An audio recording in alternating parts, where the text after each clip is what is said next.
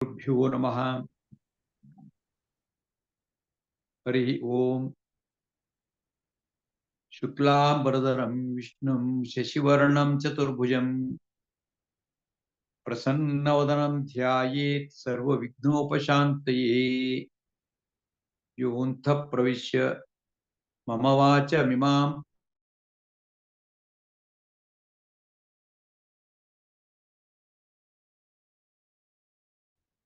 अन्यांश्च हस्तचरणश्रवणत्वगादीन् प्राणान् नमो भगवते पुरुषाय तुभ्यं। हरि ओम हरि ओम हरि ओम। ಆತ್ಮೀಯ ಬಂಧುಗಳೇ, ನಾವು ಭಗವದ್ಗೀತೆಯ 10ನೇ ಅಧ್ಯಾಯ ವಿಭೂತಿ ಯೋಗ ಅದನ್ನ 26ನೇ ಶ್ಲೋಕದ ತನಕ ಆಗಿದೆ. 26ನೇ ಶ್ಲೋಕದ ತನಕ ಆಗಿದೆ. ಅಶ್ವತ್ಥಃ ಸರ್ವವೃಕ್ಷಾಣಾಂ ದೇವರ್ಷೀಣಾಂಚ ನಾರದಃ ಗಂಧರ್ವಾಣಾಂ ಚಿತ್ರರಥಃ ಸಿದ್ಧಾನಾಂ ಕಪಿಲೋ ಮುನಿಃ. ಅಂದ್ರೆ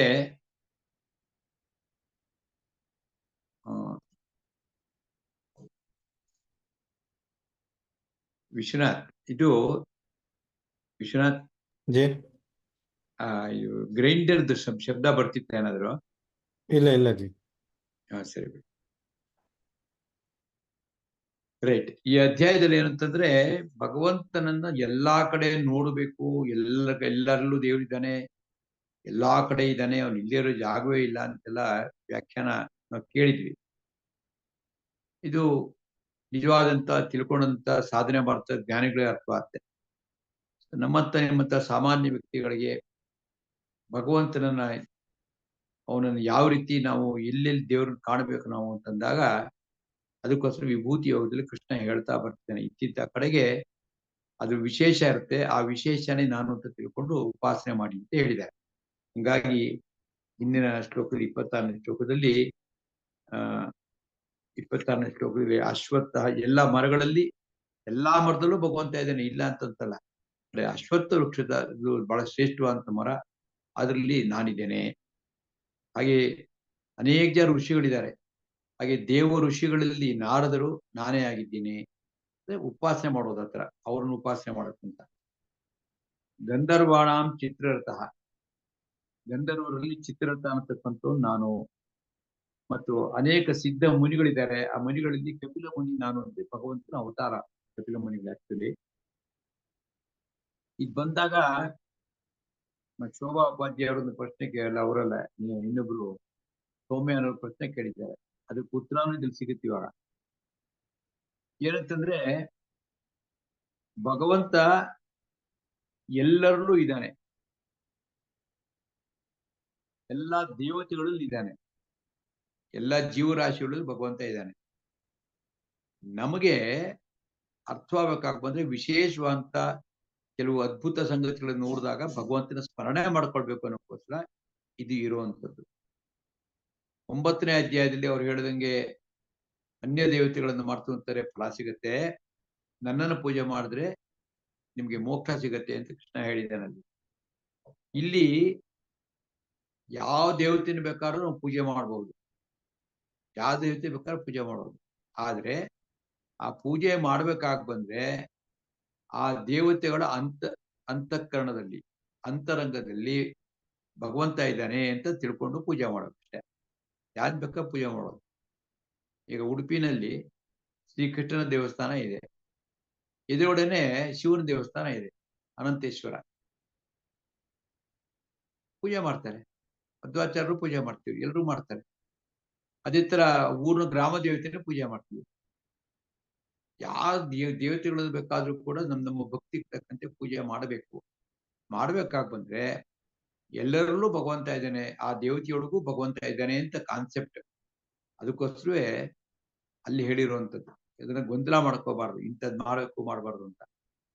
ನಮ್ಮ ಒಬ್ಬೊಬ್ಬ ಯೋಗ್ಯತೆ, ಒಂದೊಂದು ಜೀವಕ್ಕೂ ಕೂಡ ಒಂದು ಯೋಗ್ಯತೆ ಅಂತ ಇರ್ತದೆ, ಕೆಪಾಸಿಟಿ ಅಂತ ಇರುತ್ತೆ. ಕಲ್ಪನೆ ಮಾಡ್ಕೊಳ್ಳೋದಿರುತ್ತಲ್ಲ, ಅದೊಂದು ಯೋಗ್ಯತೆ. ಅದು ಒಬ್ರು ಕಲ್ಪನೆ ಒಂಥರ ಇರುತ್ತೆ. ಸೊ ನಮಗೂ ಇಷ್ಟವಾದಕ್ಕಂತ ಭಗವಂತನ ರೂಪ ಅನಂತ ರೂಪಗಳಿದೆ. ನಿಮ್ಗೆ ಇಷ್ಟವಾದಂತ ರೂಪ ನೀವು ಆರಿಸ್ಕೊಳ್ಳಿ. ನಿಮ್ಗೆ ಇಷ್ಟವಾದಂತ ಮಂತ್ರ ನೀವು ಆರಿಸ್ಕೊಳ್ಳಿ. ನಿಮ್ಗೆ ಇಷ್ಟವಾದಂತ ರೀತಿಯಲ್ಲಿ ಪೂಜೆಯನ್ನು ಮಾಡಿ. ಅದಕ್ಕೆ ಸ್ವಾತಂತ್ರ್ಯವನ್ನ ಹಿಂದೂ ಧರ್ಮದಲ್ಲೂ ಕೊಟ್ಟಿದ್ದಾರೆ. ಹೀಗೆ ಮಾಡಬೇಕು ಅಂತ ಅನ್ನೋದು ನಮ್ಮಲ್ಲಿ ಇಲ್ಲ. ಅದರಿಂದ ಎಲ್ಲಾ ದೇವತೆಗಳನ್ನು ಪೂಜೆ ಮಾಡಬಾರ್ದು ಅಂತ 9ನೇ ಅಧ್ಯಾಯದಲ್ಲಿ ಹೇಳಿಲ್ಲ. ದೇವತೆಗಳನ್ನ ಪೂಜೆ ಮಾಡಿದಾಗ ಏನ್ ಸಿಗುತ್ತೆ ಅಂತಂದ್ರೆ ಐಹಿಕ ಫಲಗಳು ಸಿಗುತ್ತೆ. ದೇವತೆನೇ ಪೂಜೆ ಮಾಡಿದಾಗ ಅದು ಬೇಕಲ್ವ ನಮ್ಗೆ. ಮನೆ ಬೇಕು, ಮಕ್ಕಳು ಬೇಕು, ಸಂಸಾರ ಬೇಕು, ಹಣಕಾಸು ಸಂಪತ್ತು ಬೇಕು. ಯಾರಿಗ್ ಬೇಡ? ಅದು ಎಲ್ಲರಿಗೂ ಬೇಕು. ಪ್ರತಿಯೊಬ್ಬರಿಗೂ ಬೇಡ ಅಂತ ಹೇಳ್ತಿಲ್ಲ. ಅದಕ್ಕೆ ಅವ್ರ ನಂಬಿಕೆ ಅವ್ರಿಗೆ ಇಂಥವ್ರು ಪೂಜೆ ಮಾಡಿ ಹಿಂಗಾಗತ್ತೆ ಅಂತ ಮಾಡಿ. ಅಲ್ಲ ಮಾಡಿದಾಗ ಭಗವಂತ ಆ ದೇವತೆ ಒಳಗಡೆ ಇದ್ದು ಫಲ ಕೊಡ್ತಾನೆ ಅನ್ನತಕ್ಕಂತ ಒಂದು ಸ್ಪಷ್ಟವಾದ ಜ್ಞಾನ ನಮ್ಗೆ ಇರಬೇಕು ಅಂತ 9ನೇ ಅಧ್ಯಾಯದಲ್ಲಿ ಹೇಳಿದ್ದು ಅದೇ, ಇಲ್ಲಿ ಹೇಳ್ತಾ ಇರೋದು ಅದೇನೆ. ಮತ್ತೆ ಇಲ್ಲಿ ಹೇಳಿದ್ದು ಅದನ್ನೇ ಇವಾಗ. ಅಂದ್ರೆ ವಿಭೂತಿಗಳನ್ನ ನೋಡಿದಾಗ ಭಗವಂತನ ಸ್ಮರಣೆ ಆಗ್ಬೇಕು ಅಂತಷ್ಟೇ. ಓ ಎಂತದಪ್ಪ ಇದು, ಎಂತ ವಿಷಯ ಇದು ಅಂತ. ಅದಕ್ಕೆ ಹೇಳ್ಕೊಂಡು ಬಂದಿದ್ದಾರೆ. ಇನ್ನೊಂದು ಪ್ರಶ್ನೆ ಕೇಳಿದ್ರು ಶೋಭಾ ಉಪಾಧ್ಯಾಯರು, ಹಂಸ ಮತ್ತೆ ಪರಮಹಂಸ ದೇವರು. ಹಂಸ ಪರಮಹಂಸರು ಅಂತಂದ್ರೆ ಇದು ವಿಶೇಷವಾಗಿ ಸನ್ಯಾಸಿಗಳಿಗೆ ಆ ಶಬ್ದ ಉಪಯೋಗಿಸುವಂಥದ್ದು, ತ್ಯಾಗಿಗಳಿಗೆ, ವಿರಕ್ತರಿಗೆ. ಹಂಸ ಏನ್ ಮಾಡುತ್ತೆ? ಹಂಸ ನೀರೊಳಗಡೆಗೆ ಅದು ಈಜ್ಕೊಂಡು ಹೋಗುತ್ತೆ, ಆರಾಮಾಗಿ ಒಳ್ಳೆ ತೇಲ್ಕೊಂಡು ಹೋಗ್ತಾ ಇದ್ದಂಗೆ ಕಾಣಿಸುತ್ತೆ ನಮ್ಗೆ. ಆ ರೀತಿ ಜ್ಞಾನಿಗಳು ಜ್ಞಾನದ ಸಮುದ್ರದಲ್ಲಿ ಈಜ್ತಾ ಇರ್ತಾರ. ಅದಕ್ಕೆ ಅವ್ರಿಗೆ ಹಂಸ ಅಂತ ಕರೀತಾರೆ. ಅದರಲ್ಲೂ ಕೂಡ ಕೆಲವರಲ್ಲಿ ಸ್ಪೆಸಿಫಿಕ್ ಡೆಫಿನೇಷನ್ ಕೊಡ್ಬೇಕಾದ್ರೆ ಬೇರೆ ತರ ಇದೆ. ಅಲ್ಲಿ ಏಕದಂಡಿ ಏನು ಎರಡು ದಂಡೆ ಹಾಕೊಂಡ್ರು, 3 ದಂಡೆ ಹಾಕೊಂಡು ತ್ರಿದಂಡಿ ಸನ್ಯಾಸಿಗಳು ಅಂತ ಹೇಳ್ಬಾರ್ದು. ಅದು ಇಲ್ಲಿ ನೀವು ತಿಳ್ಕೊಳ್ಬೇಕಾದ್ರೆ ನಂತರ ಹಂಸ ಮತ್ತು ಪರಮಹಂಸ ಅಂತಂದ್ರೆ ಅವರು ಪರಮ ಜ್ಞಾನಿಗಳು ಅಂತ. ಜ್ಞಾನದ ಸಾಗರದಲ್ಲಿ ಈಜ್ತಾ ಇರ್ತಾರೆ ಅಂತ ಅಷ್ಟೇ ಅದಕ್ಕೆ ಅರ್ಥ ಆಗುತ್ತೆ. ಇರ್ಲಿ, ಇವತ್ತಿಂದ ನಾವು 27ನೇ ಶ್ಲೋಕ ನಿನ್ನೆ ಹೇಳಿದ್ದೆ. ಒಂದ್ಸತಿ ಇದು ಹೇಳ್ಬಿಟ್ಟು ಮುಂದಕ್ಕೆ ಹೋಗ್ತೇನೆ. ಉಚ್ಚೈ ಶಿವಸಂ ಅಶ್ವಾನಾಂ ವಿದ್ಧಿ ಮಾಂ ಅಮೃತೋದ್ಭವಂ ಐರಾವತಂ ಗಜೇಂದ್ರಾಣಾಂ ನರಾಣಾಂಚ ನರಾಧಿಪಂ. ಅಶ್ವಗಳಲ್ಲಿ ಉಚ್ಚೈ ಶಿವಸ್ ಅಂತ ಒಂದು ಕುದುರೆ. ಅದು ಇದು ಅಮೃತೋದ್ಭವ, ಅಮೃತ ಮಥನದ ಕಾಲದಲ್ಲಿ ಉದ್ಭವ ಆದಂತಹ ಕುದುರೆ. ಅದು ಸರ್ವಶ್ರೇಷ್ಠವಂತ ಕುದುರೆ. ಅದು ಇಂದ್ರ ಅದನ್ನ ಉಪಯೋಗಿಸ್ತಾನೆ. ಅದಕ್ಕೋಸ್ಕರ ಅದು ನಂದು ಅಂತ ತಿಳ್ಕೋ, ನಾನೇ ಅಂತ ತಿಳ್ಕೋ. ಐರಾವತಂ ಗಜೇಂದ್ರಾಣ, ಆನೆಗಳಲ್ಲಿ ಐರಾವತ ಅಂತಕ್ಕಂಥ ಆನೆ ನಾನೇ ಅಂತ ತಿಳ್ಕೋ. ನರಾಣ ಅಂತ ಮನುಷ್ಯನಲ್ಲಿ ನರಾಧಿಪ ಅಂತಂದ್ರೆ ರಾಜ ನಾನೇ ಅಂತ ತಿಳ್ಕೋ ಅಂತ ಹೇಳಿದ್ದಾರೆ. ನಿನ್ನೆ ಸ್ವಲ್ಪ ಹೇಳಿದ್ದೆ ಇದು. ಇವತ್ತು ಸ್ವಲ್ಪ ಇದ್ರ ಬ್ಯಾಕ್ ಗ್ರೌಂಡ್ ತಿಳ್ಕೊಂಡ್ಬಿಟ್ಟು ಮುಂದಕ್ಕೆ ಹೋಗೋಣ. ಏನ್ ಬ್ಯಾಕ್ ಗ್ರೌಂಡ್ ಅಂದ್ರೆ ಸಮುದ್ರ ಮಥನ ಆಯ್ತು. ಅದ್ರ ಬಗ್ಗೆ ಒಂದು ಸ್ವಲ್ಪ ತಿಳ್ಕೋಣ ಆಯ್ತು. ಸಮುದ್ರ ಮಥನ ದೇವತೆಗಳು ಬ್ರಹ್ಮದೇವರು ಕೇಳ್ತಾರೆ, ನಮಗೂ ಮತ್ತೆ ದಾನವರಿಗೂ ಅಥವಾ ರಾಕ್ಷಸರಿಗೂ ಯುದ್ಧ ಆದಾಗ ತುಂಬಾ ಜನ ಸಾವು ನೋವು ಉಂಟಾಗುತ್ತೆ. ನಾವು ಏನ್ ಮಾಡ್ಬೇಕು? ಅದಕ್ಕೆ ಬ್ರಹ್ಮ ವಿಷ್ಣುವನ್ನ ಕೇಳಿದಾಗ ನಾರಾಯಣನ ಕೇಳ್ಬೇಕು ಅಂತ ಹೇಳಿ ಪ್ರಾರ್ಥನೆಯನ್ನು ಮಾಡಿ ಭಗವಂತನ ಒಲಿಸ್ಕೊಂಡು ಪ್ರಶ್ನೆ ಕೇಳಿದಾಗ ಆಗ ಭಗವಂತನೇ ಒಂದು ಸಲಹೆ ಕೊಡ್ತಾನೆ. ಈ ತರ ಏನ್ ಮಾಡಿ ಅಂದ್ರೆ ಸಮುದ್ರವನ್ನ ಮಥನ ಮಾಡ್ಬೇಕು. ಆ ಮಥನ ಮಾಡ್ಬೇಕಾಗ ಬಂದ್ರೆ ಆ ಮಥನ ಮಾಡಿದಾಗ ಕೊನೆಗೆ ಅಮೃತ ಬರುತ್ತೆ. ಆ ಅಮೃತವನ್ನ ಕುಡಿತು ಅಂತಂದ್ರೆ ಆವಾಗ ಯಾರಿಗೂ ಅಪಮೃತ್ಯು ಒದಗೋದಿಲ್ಲ ಅಂತ ಹೇಳ್ತಾರೆ. ಕೆಲವರು ಸಾಯೋದೇ ಇಲ್ಲ ಅಂತ ಹೇಳಿದ್ರೆ, ಸಾಯೋದೇವ್ರಿಗೆ ಸಾಧ್ಯನೇ ಇಲ್ಲ ಅಲ್ವಾ? ಈಗ ಬ್ರಹ್ಮದೇವ್ರಿಗೂ ಸಾವಿದೆ. ಅವ್ರು 100 ವರ್ಷ ಆಗ್ತಾ ಇದ್ದಂಗೆ ಅವರು ತಮ್ಮ ಶರೀರ ಬಿಟ್ಬಿಟ್ಟು ಮುಕ್ತಿಗೆ ಹೋಗ್ತಾರೆ. ಪ್ರತಿಯೊಬ್ಬರು ದೇವತೆಗಳಿಗೂ ತಮ್ಮ ಶರೀರ ಬಿಡ್ಲೇಬೇಕು. ಪ್ರಕೃತಿ ನಿಯಮ. ಮತ್ತೇನಪ್ಪ ಅಂದ್ರೆ ಅಪಮೃತ್ಯು ಆಗಬಾರ್ದು. ಎಷ್ಟು ಆಯಸ್ಸಿದ್ದು ಅಷ್ಟು ಇಟ್ಕೊಂಡಿರ್ಬೇಕು ಪೂರ್ತಿ. ಮನುಷ್ಯನಿಗೆ 100 ವರ್ಷ ಅಂದ್ರೆ 100 ವರ್ಷ ಬದುಕೋದಕ್ಕೋಸ್ಕರ ಅವನ್ದೆಲ್ಲ ಭಗವಂತ ಕೊಟ್ಟಿರ್ತಾನ ಆಯಸ್ಸು, ನಾವು ಹಾಳು ಮಾಡ್ಕೋಬಾರ್ದು ಅಷ್ಟೇ. ಸೊ ಅದಕ್ಕೆ ಅಮೃತ ಬೇಕು. ಅದಕ್ಕೆ ಪ್ರತಿಯೊಂದಕ್ಕೂ ದೇವ್ರ ಸಲಹೆ ಕೇಳ್ತಾರೆ. ದೇವ್ರು ಹೇಳ್ತಿರ್ತಾರೆ ಏನ್ ಮಾಡಬೇಕು. ಕೃಷ್ಣ ಅಥವಾ ಭಗವಂತ ನಾರಾಯಣ ಕೇಳ್ತಾರೆ ಏನ್ ಮಾಡಬೇಕು ಅಂತ. ಅದು ಹೆಂಗ್ ಕಡಿಯೋದು? ಅದಕ್ಕೆ ದೊಡ್ಡದೊಂದು ಕಡ್ಗೋಲ್ ಬೇಕು. ಅದಕ್ಕೆ ಮಂದ್ರ ಪರ್ವತ, ಅದನ್ನ ಪ್ರಾರ್ಥನೆ ಮಾಡಿ ಹತ್ತಿರಬೇಕು ಅಂತ ಹೋಗ್ತಾರೆ. ತರಕ್ ಹೋಗ್ಬೇಕಾದ್ರೆ ಅದೆಷ್ಟು ಭಾರ ಆಯ್ತು ಅಂತ ದೇವತೆ ರಾಕ್ಷಸನ ಹೋಲಿಸ್ಕೋತಾರೆ. ರಾಕ್ಷಸರಿಗೂ ಹೇಳ್ತಾರೆ, ಬನ್ನಿ ಇಬ್ರು ಸೇರ್ಕೊಂಡು ಕರಿಯೋಣ, ನಿಮ್ಗೂ ಕೊಡ್ತೀವಿ, ನಾ ಇಬ್ರು ಹಂಚ್ಕೊಳ್ಳೋಣ ಅಂತ. ಅವ್ರಿಗೂ ಖುಷಿಯಾಗಿ ಬರ್ತಾರೆ, ಅವ್ರಿಗೂ ಬೇಕಾಯ್ತು. ಇಷ್ಟೆಲ್ಲ ಅವರೆಲ್ಲ ಯಾರು? ಒಬ್ಬ ತಂದೆಗೆ ಹುಡ್ದಂತವ್ರು. ರಾಕ್ಷಸರು ಅಷ್ಟೇ, ದೇವತೆಗಳು ಅಷ್ಟೇ. ಕಶ್ಯಪರ ಹೆಂಡತಿ ಅದಿತಿ ಅಂತ, ಅದಿತಿ ಮಕ್ಕಳೆಲ್ಲ ದೇವತೆಗಳಾದ್ರು. ದಿತಿ ಅಂತಿದ್ಲು, ಅವ್ರ ಮಕ್ಕಳೆಲ್ಲ ದೈತ್ಯರು ಅಂತ ರಸ್ಕೊಂಡ್ರು, ಅವರೆಲ್ಲ ರಾಕ್ಷಸರಾಗ್ತಾರೆ. ಅದೊಂದು ಸ್ವಭಾವ ಬೆಳೆಸ್ಕೊಂಡಿರ್ತಾರೆ. ಇರ್ಲಿ, ಇನ್ನೆಲ್ಲಿ ಓಟ ಹೋಗ್ತಾ ಮನೆ ಕತೆ ಏನಂತಂದ್ರೆ, ಇವರಿಬ್ರು ಒಪ್ಕೋತಾರೆ, ಎಲ್ಲ ಆಯ್ತು. ಕೊನೆಗೆ ಹಗ್ಗ ಬೇಕಲ್ಲ, ದೊಡ್ಡದು ಪರ್ವತ ಹಗ್ಗ. ಆಗ ವಾಸುಕಿನ ಪ್ರಾರ್ಥನೆ ಮಾಡ್ಕೊಡ್ತಾರೆ. ವಾಸುಕಿ ಆಯ್ತು ನಾನು ಬರ್ತೇನೆ ಅಂತ ಹೇಳಿ ಇಷ್ಟ ಆಯ್ತು. ಇಷ್ಟ ಆದ್ಮೇಲೆ ಏನ್ ಮಾಡ್ತಾರೆ, ಕಡಿಯಕ್ಕೆ ಶುರು ಮಾಡಬೇಕು. ಅದಕ್ಕೆ ಒಂದ್ ಕಡೆ ದೇವತೆಗಳು, ಒಂದ್ ಕಡೆ ರಾಕ್ಷಸರು ಹಿಡ್ಕೊಂಡು ಕಡಿಯೋದು. ಇನ್ನೊರು ಕಡಿಯೋದು ನೋಡೇ ಇಲ್ಲ, ಯಾಕಂದ್ರೆ ಎಲ್ಲ ಮಿಕ್ಸಿ ಬಂದ್ಬಿಟ್ಟಿದೆಯಲ್ಲ. ಮುಂಚೆ ಕಡಿಯೋರು ಮೊಸರು ಕಡಿಯೋದು, ಬೆಣ್ಣೆ ತೆಗಿಯೋಕೋಸ್ಕರ. ಹಾಗೆ ಕಡಿಯಕ್ಕೆ ಶುರು ಮಾಡ್ತಾರೆ.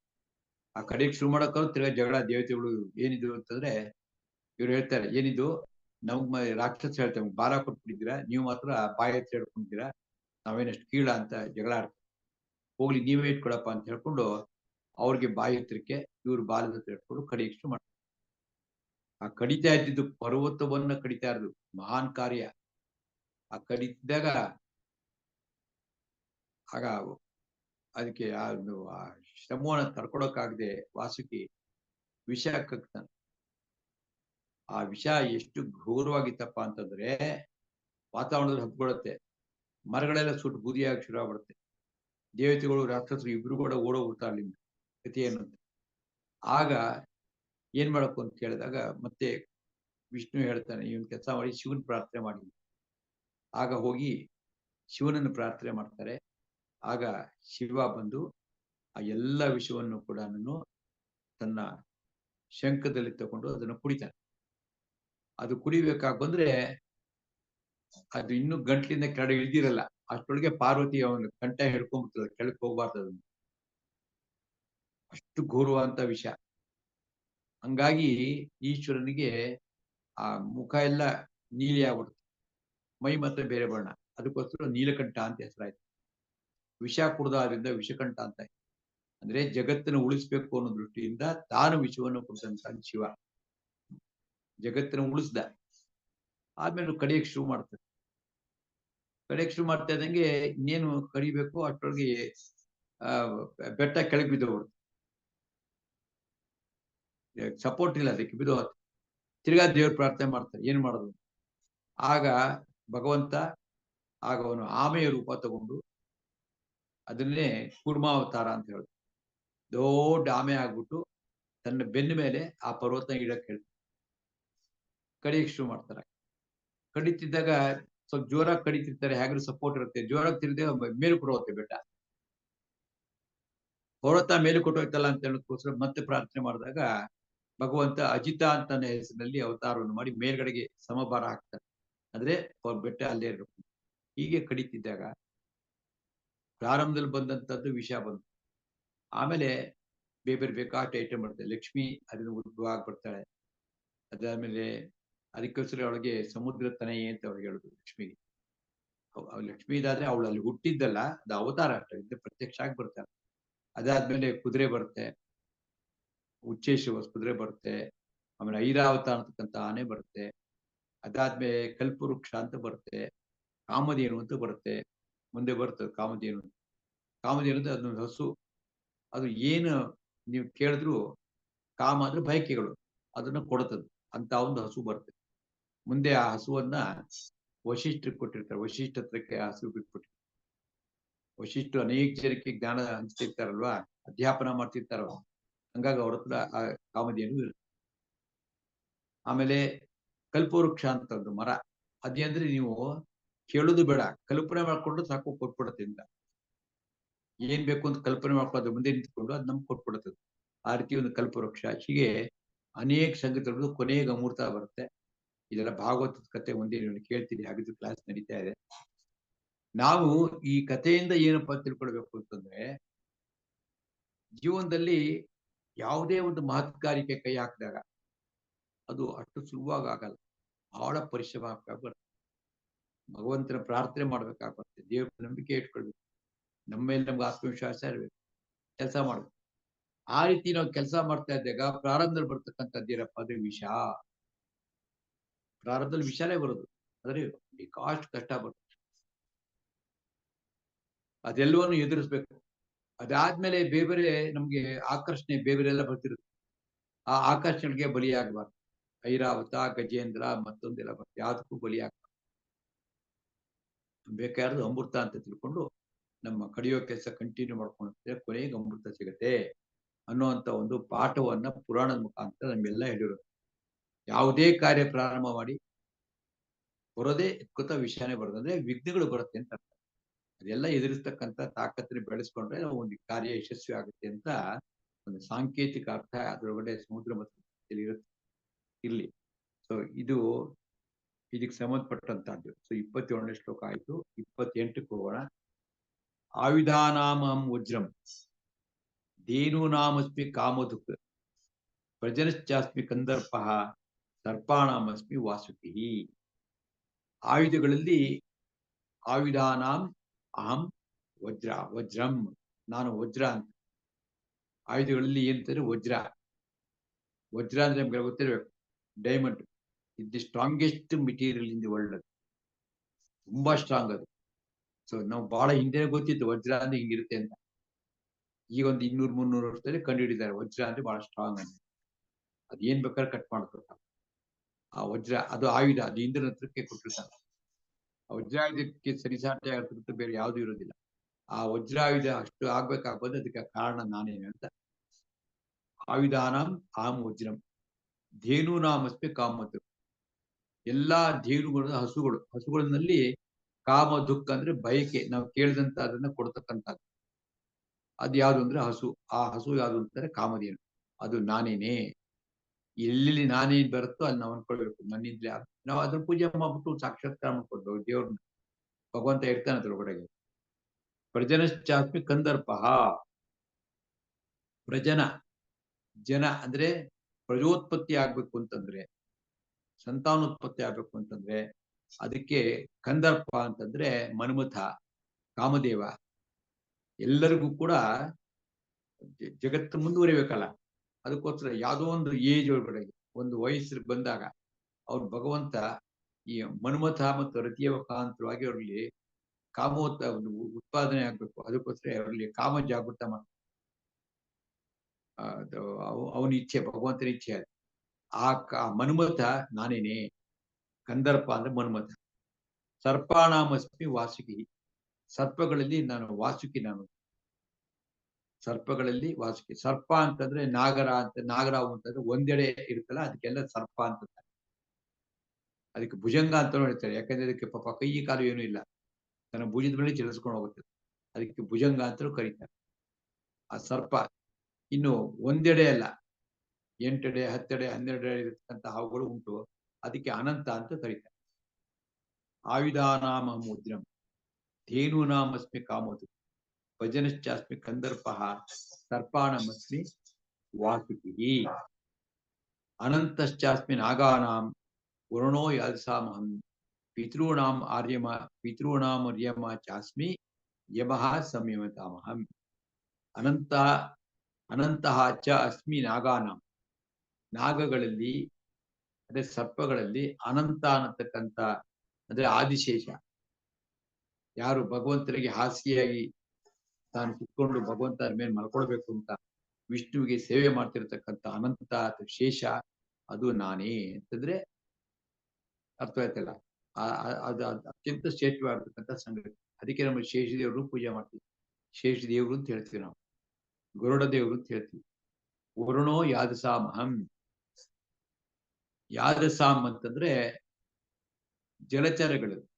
ಅದರಲ್ಲಿ ಅಲ್ಲ, ವರುಣ ದೇವತೆ ನಾನಾಗಿದ್ದೆ. ಯಾದಸಾಮಹಂ ಜಲಚರಗಳಲ್ಲಿ ವರುಣ ದೇವತೆ ನಾನು, ನೀರಿನ ದೇವತೆ ನಾನಾಗಿದ್ದೇನೆ. ವರುಣನು ಪೂಜೆ ಮಾಡ್ತೀವಿ ನಾವು. ಪಿತೃಣಾಂ ಅರ್ಯಮ ಚಾಸ್ಮಿ. ಪಿತೃದೇವತೆಗಳಲ್ಲಿ ಅರ್ಯಮ ಅಂತಕ್ಕಂಥ ದೇವತೆ, ಅದು ನಾನಾಗಿದ್ದೇನೆ. ಚ ಅಸ್ಮಿ ಯಮಃ ಸಂಯಮತಾಮಹಂ. ಸಂಯಮತಾಂ ಚೆನ್ನಾಗಿ ನಿಯಂತ್ರಣ ಮಾಡ್ತಕ್ಕಂಥ. ಯಮ ಅಂದ್ರೆ ನಿಯಂತ್ರಣ ಮಾಡ್ತಕ್ಕಂಥ. ಅದರಲ್ಲಿ ನಾನು ಯಮ ನಾನಾಗಿದ್ದೇನೆ. ನಿಯಂತ್ರಣ ಮಾಡೋದು ಹೀಗಿರ್ಬೇಕು ಹೀಗಿರಬಾರದು ಅಂತ ನಿಯಂತ್ರಣಗಳನ್ನು ಮಾಡ್ತಕ್ಕಂಥವ್ನು ಯಮ. ಯಾಕೆ ನಾವು ಇಬ್ಬರನ್ನ ಇಟ್ಕೊಂಡಿದ್ದಾರೆ, ಚಿತ್ರ ಮತ್ತು ಚಿತ್ರಗುಪ್ತರು ಅಂತ ಇಬ್ಬರು ಇರ್ತಾರೆ. ಅವರು ಪ್ರತಿಯೊಬ್ಬರೊಳಗೂ ಇದ್ದು ಅವ್ರು ಮಾಡಿದಂತ ಪಾಪ ಪುಣ್ಯ ಲೆಕ್ಕಾಚಾರ ಹಾಕೊಂಡಿರ್ತಾರೆ. ಯಮನ್ಗೆ ಒಪ್ಪಿಸ್ತಾರೆ ಹೋದಾಗ. ಅವ್ರ ಕಣ್ತಪ್ಪಿಸಿ ಏನೂ ಮಾಡಕ್ಕಾಗಲ್ಲ. ಇನ್ನೂ ಒಂದಂತಾರೆ ಚಿತ್ರ ಮತ್ತು ಗುಪ್ತ ಅಂತಂದ್ರೆ ಗುಪ್ತವಾಗಿ ಚಿತ್ರಗಳು ತಗೊಳ್ತಾರೆ, ವಿಡಿಯೋ ತಗೊಂಡಿರ್ತಾರೆ. ನಾವು ಮಾಡ್ತಕ್ಕಂಥ ಎಲ್ಲ ಪಾಪ ಪುಣ್ಯಗಳನ್ನ ನೋಡ್ತಿರ್ತಾರೆ, ಅದ್ರ ಲೆಕ್ಕ ಒಪ್ಪಿಸ್ಬೇಕು. ನಮ್ ಕರ್ಮಕ್ಕೆ ತಕ್ಕಂತೆ ಮುಂದೆ ಫಲ ನಮಗೆ ಸಿಗತ್ತೆ. ಇದು ಮಾಡ್ತಕ್ಕಂಥ ಯಮ. ಆ ಯಮನನ್ನು ಕೂಡ ಆ ಯವನಿಗೆ ಅಷ್ಟೊಂದು ಶಕ್ತಿ ನನ್ನಿಂದ ಬಂದಿದೆ, ಇದೆಲ್ಲ ಭಗವಂತನ ವಿಭೂತಿಗಳು ತಿಳ್ಕೊಂಡು ನಾವು ಆರಾಧನೆ ಮಾಡಬೇಕು.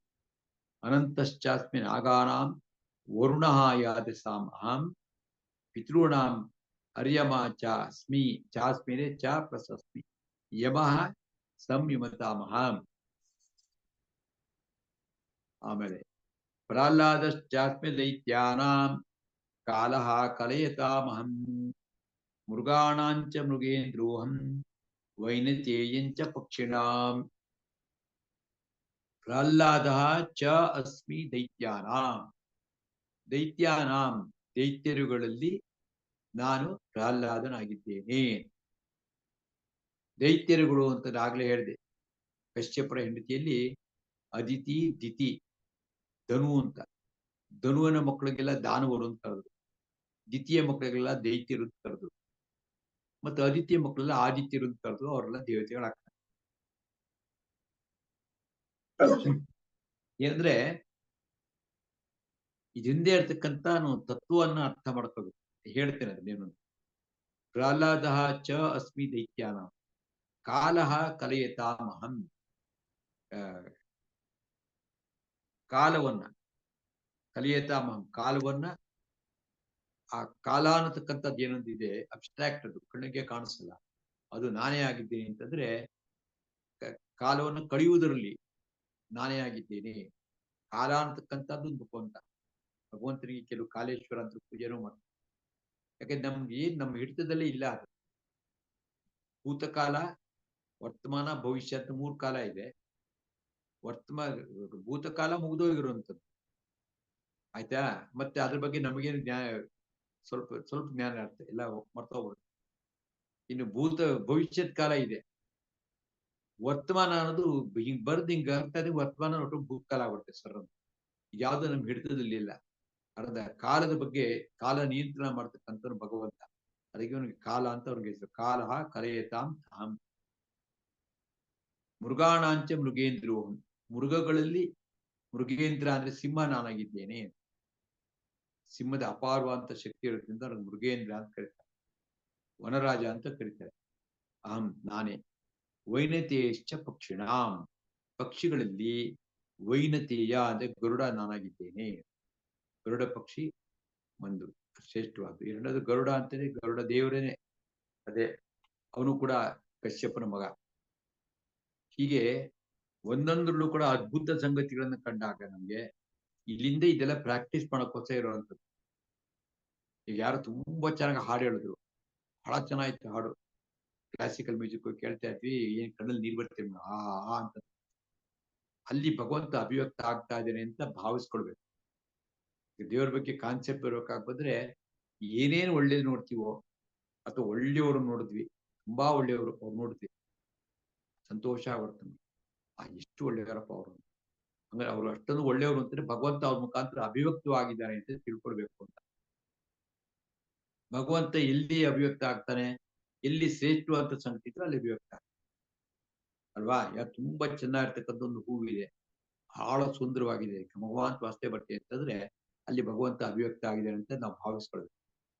ಸುಂದರವಂತ ಮೂರ್ತಿ ಇದೆ, ಆ ಮೂರ್ತಿಯ ಭಗವಂತ ಅಭಿವ್ಯಕ್ತ ಆಗಿದೆ. ಹೀಗೆ ಎಲ್ಲ ಕಡೆ ಭಗವಂತ ಅಭಿವ್ಯಕ್ತ ಆಗತಕ್ಕಂಥದ್ದನ್ನ ಕಲ್ಪನೆ ಮಾಡಿಕೊಂಡಾಗ ಅದು ನಮ್ಮ ಸಾಧನೆಗೆ ದಾರಿಯಾಗುತ್ತೆ. ಪ್ರಹ್ಲಾದ ಚ ಅಸ್ಮಿ ದೈತ್ಯಾನಾಂ. ದೈತ್ಯರುಗಳಲ್ಲಿ ಸಾಮಾನ್ಯವಾಗಿ ನಾವೇನು ಕೂಡ ರಾಕ್ಷಸರು ಕೆಟ್ಟವರು, ದೇವತೆಗಳು ಒಳ್ಳೆಯವರು ಅಂತ ಸಾಮಾನ್ಯ ಭಾವನೆ.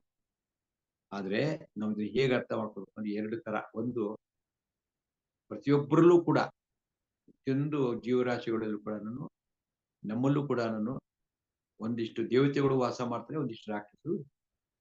ಅರ್ಥಾತ್ ನಮ್ಮೊಳಗೇನೆ ಬೇಕಾಷ್ಟು ಒಳ್ಳೆಯ ಗುಣಗಳು ಇರುತ್ತೆ, ಮತ್ತೆ ರಾಕ್ಷಸಿ ಗುಣಗಳು ಇರುತ್ತೆ.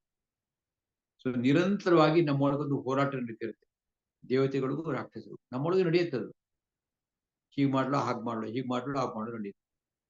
ಸ್ವಲ್ಪ ನಾವು ದುರ್ಗುಣ ಆಗಿದ್ದಾಗ ನಮ್ಮೊಳಗಿರ್ತಕ್ಕಂಥ ರಾಕ್ಷಸಿ ಜನಗಳೇ ಗೆಲ್ತಾರೆ, ದೇವತೆಗಳು ಸೋಲ್ತಾರೆ. ನಾವಲ್ಲಿ ಸಾತ್ವಿಕ ಕೂಡ ಹೆಚ್ಚಾಗಿದ್ದು ತಾಮಸ ಗುಣ ತುಂಬಾ ಕಡಿಮೆ ಇತ್ತು ಅಂತಾರೆ, ದೇವತೆಗಳು ಗೆಲ್ತಾರೆ.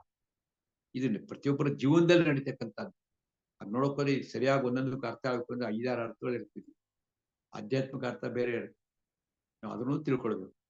ಫಸ್ಟ್ ಸ್ಥೂಲವಾಗಿ ಅರ್ಥ ತಿಳ್ಕೊಳ್ಬೇಕು, ಆಮೇಲೆ ಯೋಚನೆ ಮಾಡ್ಕೊಂಡಾಗ ಅದು ಒಳ ಅರ್ಥ ಕೂಡ ನಮ್ಗೆ ಬೇರೆ. ಇನ್ನು ರಾಕ್ಷಸರಲ್ಲಿ ಪ್ರಹ್ಲಾದನೆ ಯಾಕೆ ಶ್ರೇಷ್ಠ ಅಂತಂದ್ರೆ, ಪ್ರಹ್ಲಾದನಂತ ಭಕ್ತ ನಾರದ್ರೆ ಹೇಳ್ತಾರೆ, ಜಗತ್ತಿನಲ್ಲಿ ನಿನ್ನಷ್ಟು ಶ್ರೇಷ್ಠವಾದ ಭಕ್ತ ಮತ್ತೊಬ್ಬ ಇಲ್ವೇ ಇಲ್ಲ ಅಂತ ಹೇಳ್ತಾರೆ. ಇನ್ನ ಕಳೆದ ಸಲ ನಾವು ನರಸಿಂಹದೇವ್ರ ಕತೆ ಕೇಳಿದಾಗ ಬಂತು ವಿಷಯ ಏನಂತಂದ್ರೆ, ಅವನು ಎಷ್ಟು ನಂಬಿಕೆ ಇಟ್ಕೊಂಡಿದ್ದ ಅಂತಂದ್ರೆ ಪ್ರಹ್ಲಾದ, ಅವನು ಅವರ ಹಿರಣ್ಯಕಶಿಪು ಜೊತೆಗೆ ವಿಪರೀತ ಕೊನೆಗಂತೂ ಎಲ್ಲಾ ರೀತಿ